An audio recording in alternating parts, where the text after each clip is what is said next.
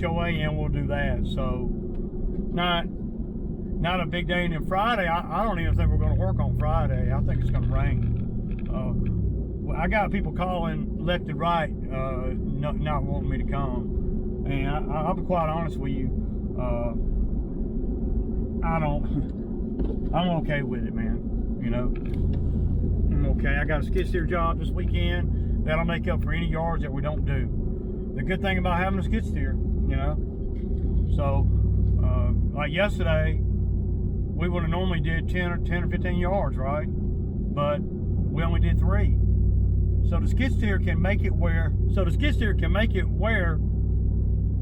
you don't burn up all your yards, especially when you're in a time like this where it's so dry. But just having the capability of skid steer, and you can't do that if you don't own it. I mean, you know, that's why I'm so glad I own one, and I got a reasonable payment. So, you know, but I think I paid all the way up till September. So yeah, I'm going to start making skid steer payments again. But I got $3,500 set aside just for skid steer payments for the winter. So I might go on and do that. But you can't, if you're only doing lawns and bushes and stuff, well, you end up, for me, I end up running out of work when we get into a drought like this going into the end of the season. The skid steer will make it where, you know, I can make $1,400 the other day. We can make, I'll make $1,000 over the weekend, this coming weekend. You know, and it just makes it where your lawns, you can go a lot further. Where you don't run out of work, man. You know, so at the end of the day, that's really the biggest thing that I noticed with having a skid steer is when the yards start getting tight, if you can you know, have some skid steer work in the wings, you know, on reserve, then that's great, because then you can just, okay,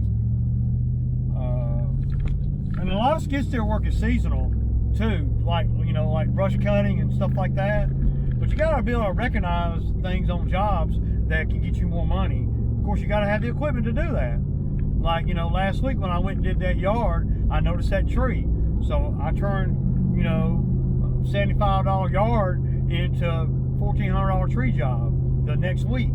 So, you know, since I'm every other week, I got the 75 when I went and cut the grass last week, identified more money over there, tree and the cleanup around the building, and then pitched that to the owner.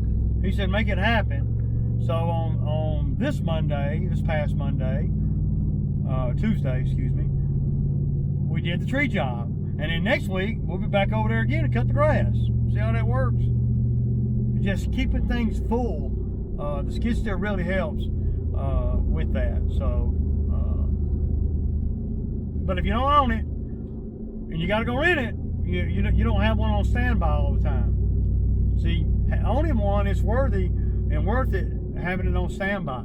So that's just my take. Well, I know. I mean, I'm just out here every day for a long, long time. So, but I used to really this time of year, and if it ain't rain, you know, you go from making, you know, $700-800 a day, $900 a day to making nothing.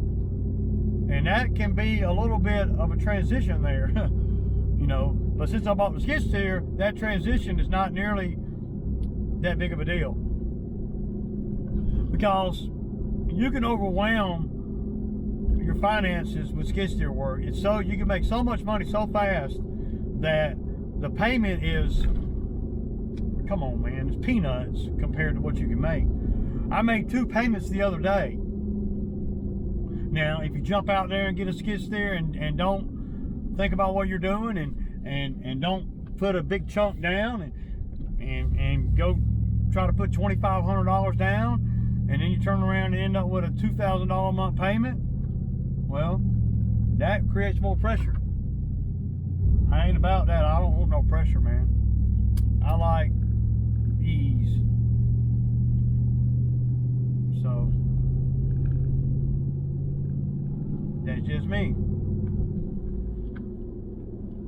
But if you ain't smart with your money, ain't none of that shit gonna happen for you. Or if it does, it's gonna be such a huge stress ball that you're not even gonna want to do it, man. So, see if I got me some mailbox money. Waiting on that HOA check.